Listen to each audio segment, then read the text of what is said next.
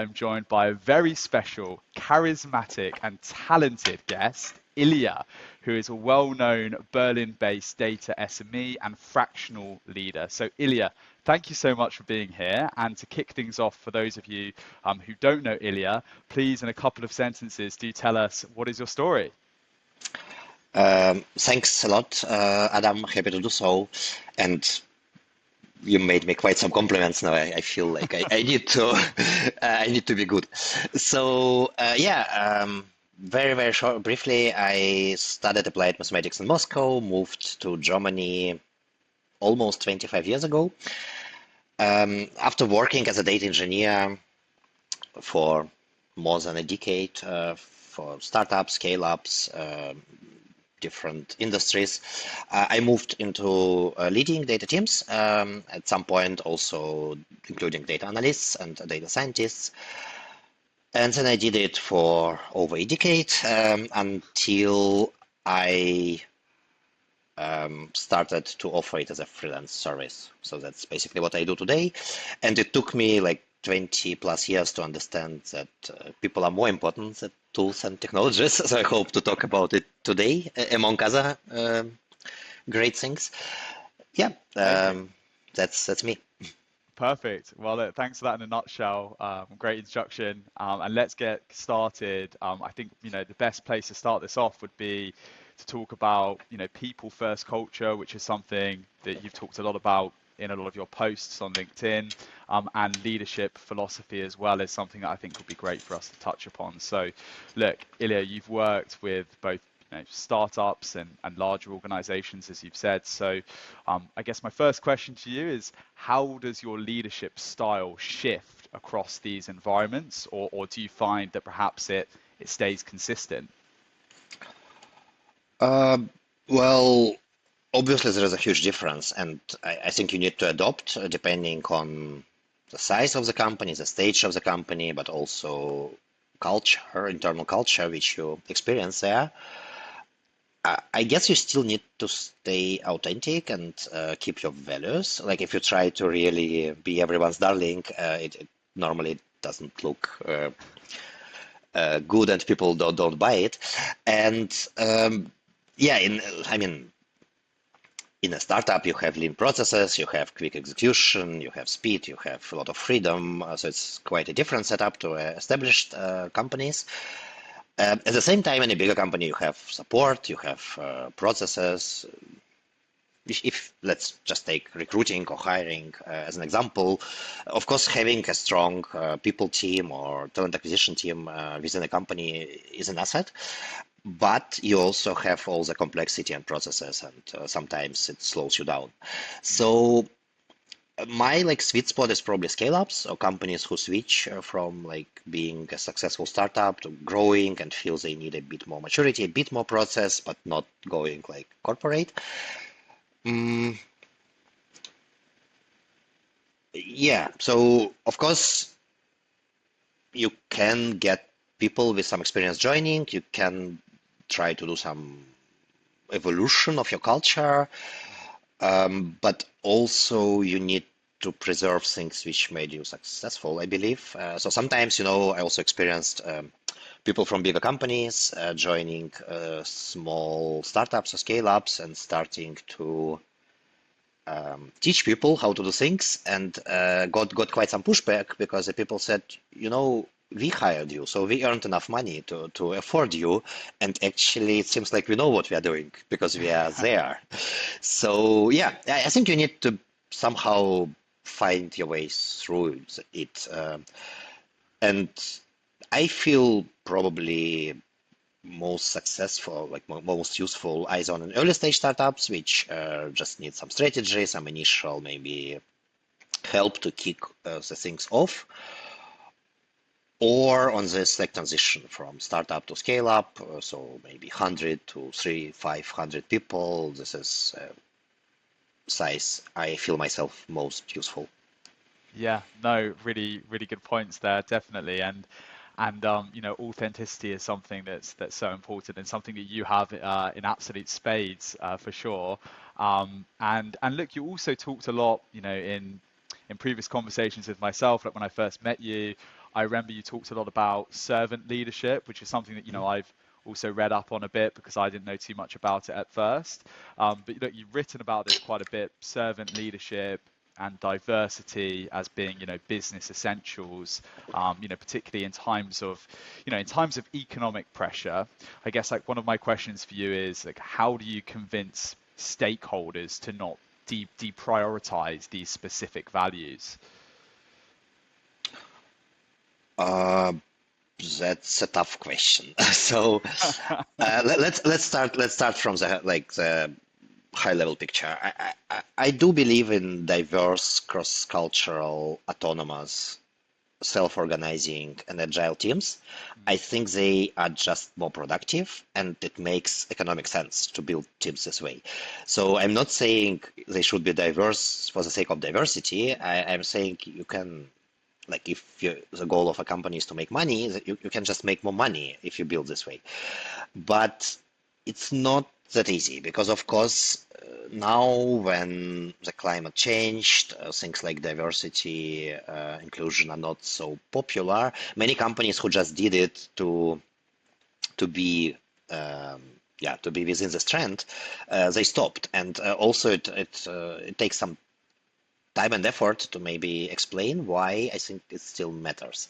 But I'm not also on a naive side. I kind of understand that at the end you are there to solve a problem, to solve a business problem, and not to build a great team where everyone is happy. So happy people tend to work better, but of course, if the situation is difficult, sometimes you have hard, challenging times. So maybe also like just a few comments on servant leadership. Yeah, for sure. Probably No, everyone, it's an interesting topic, right? yeah, So, like, it'd be great to understand a bit more about your take on servant leadership as well, right?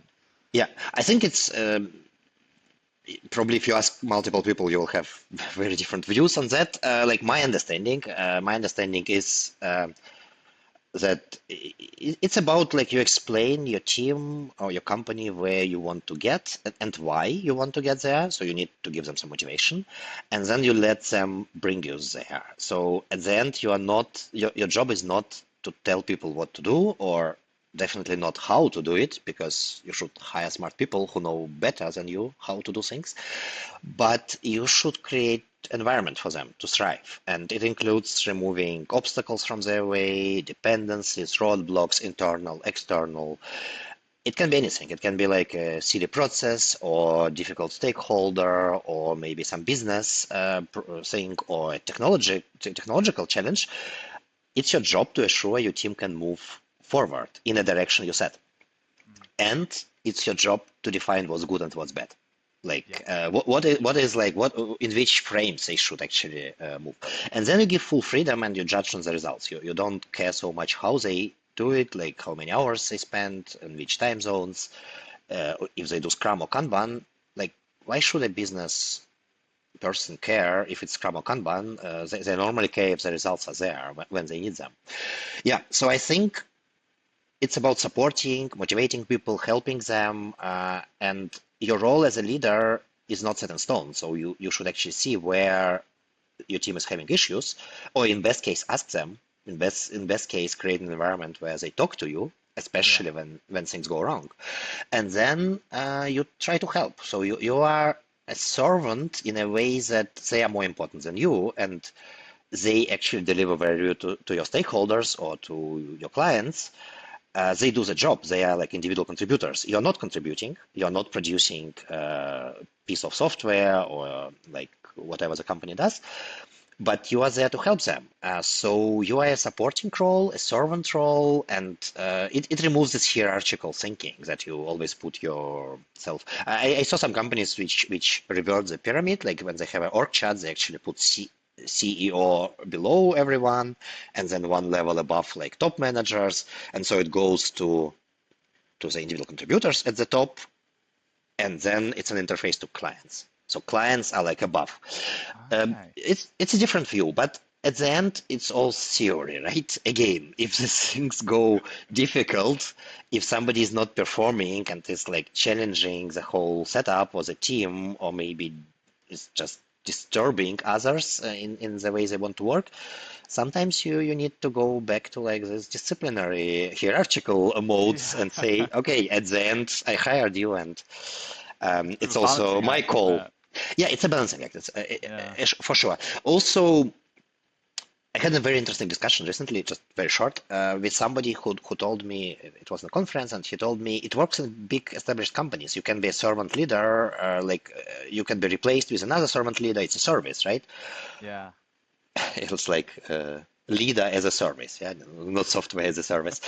And whereas he meant in a smaller companies, a lot of things depend on you. You cannot be this way. You should actually be in front of the people, like showing them the way, not asking them what you need to do for them.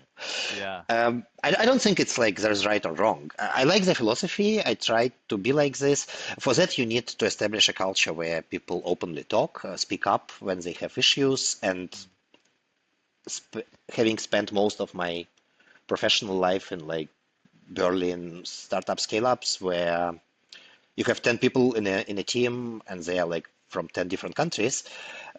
It's sometimes difficult because people are very difficult. Sorry, people are very different and difficult, And difficult and at times, yeah. at times, yes.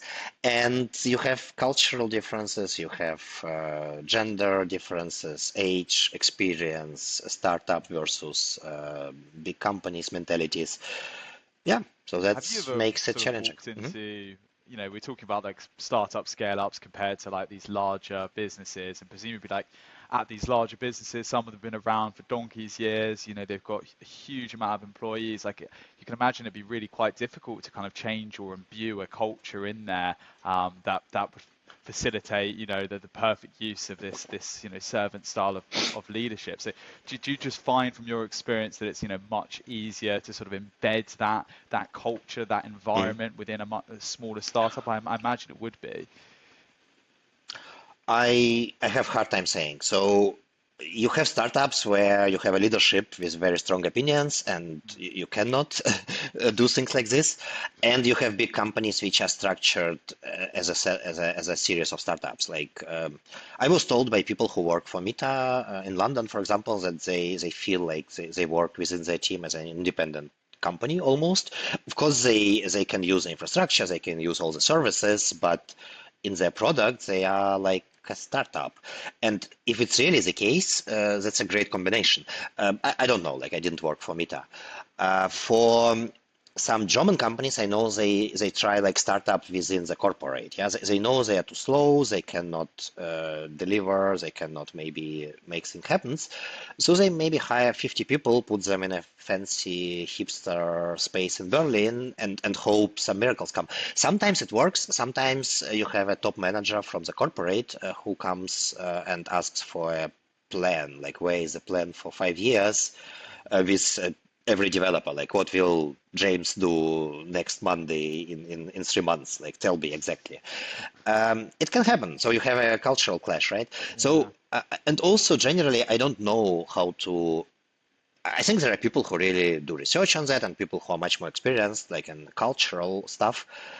How to implement a culture in a company? You can just do what you think is right, and you can hope people will follow. You can bring people with you. You can hire people who share the same views, the same attitude, but it's not always a guarantee. Yeah? So you cannot just buy a culture. No. You need to grow it. Yeah, that's.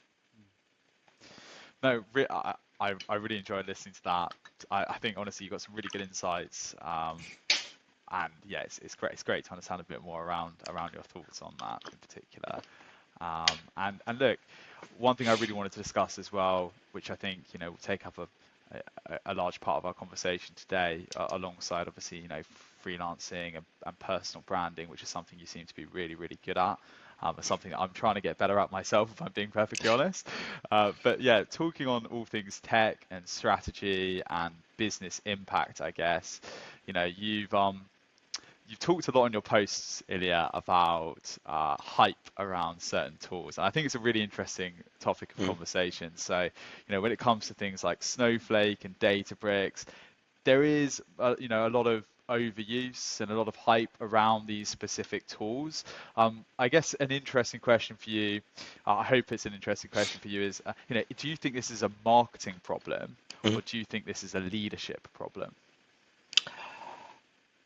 Following the previous chapter of servant leadership, everything is a leadership problem. Like if you cannot assure your teams are choosing the right technology, it's your problem.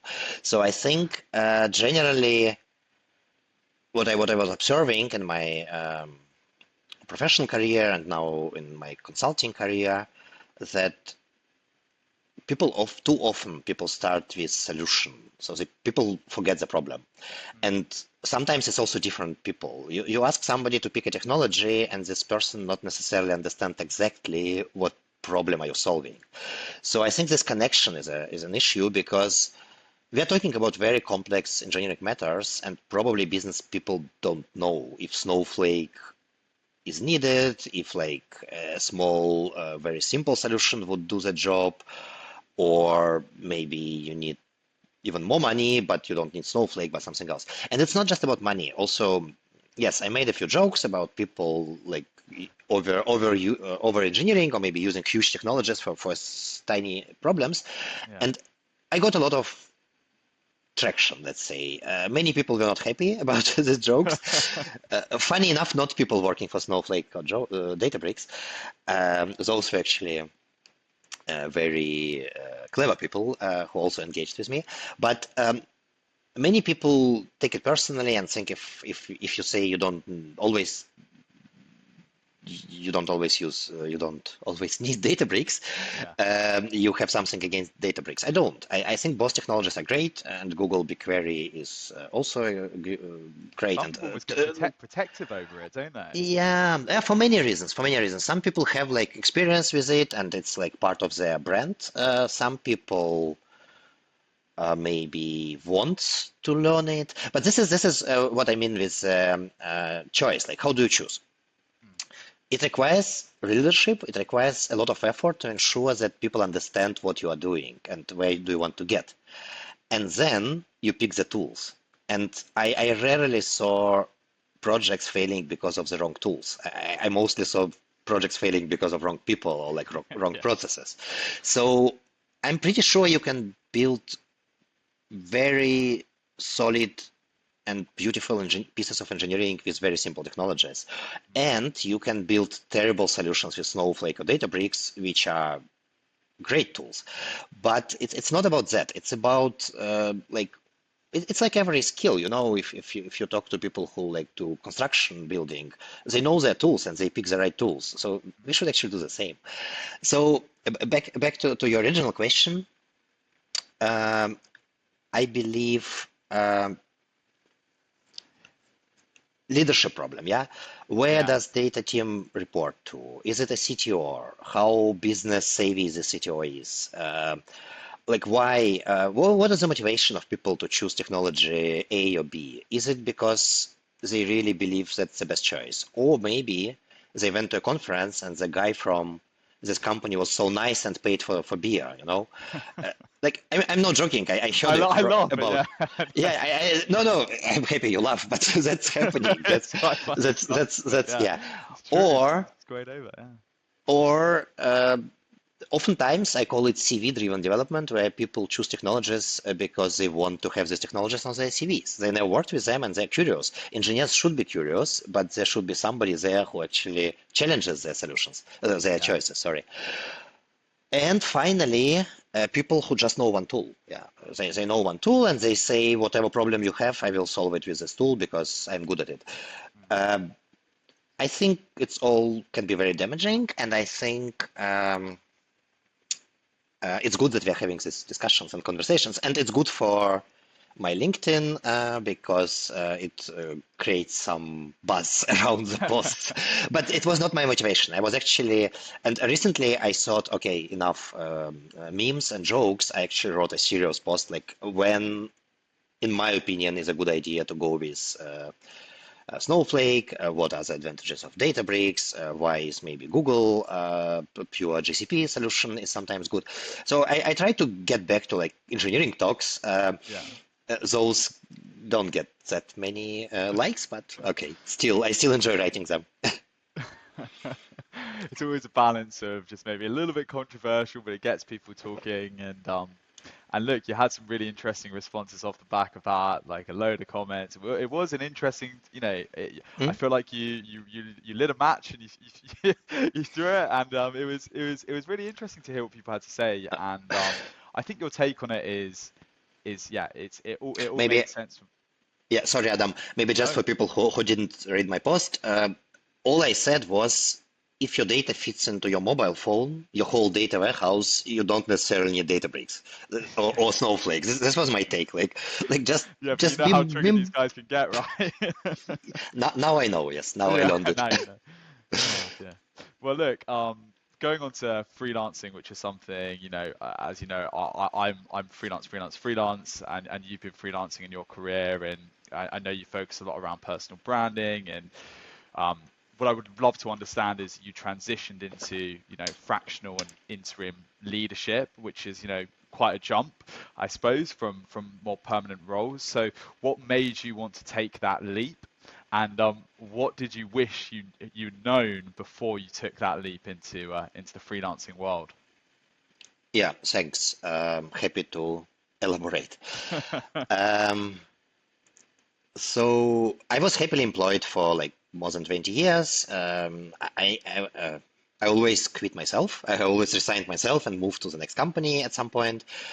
Um, until one day my whole department was made redundant. E-health biotech winter and like late 22, many biotech companies struggled. Unfortunately, the company I worked for as well. And I'm happy they seem to be doing fine. And but this happens. Like no hard feelings here. It happens. My whole data department was not needed, so I found myself without a job, Mm. without any interview invites, because back then, like finding a job managing managers in data area was not so easy. But with a family I'm responsible for, with a mortgage, with a car, leasing, stuff like this. So I thought for a while, I made some break. Actually, I could afford a break. And then I thought, do I spend like all my time and energy looking for a next job, or do I try consulting, freelancing? I was playing with this idea for many, many years, probably almost all the time I was employed. I thought like, what if I try to start a company? What if I do freelance? Basically what I do, but as a freelance.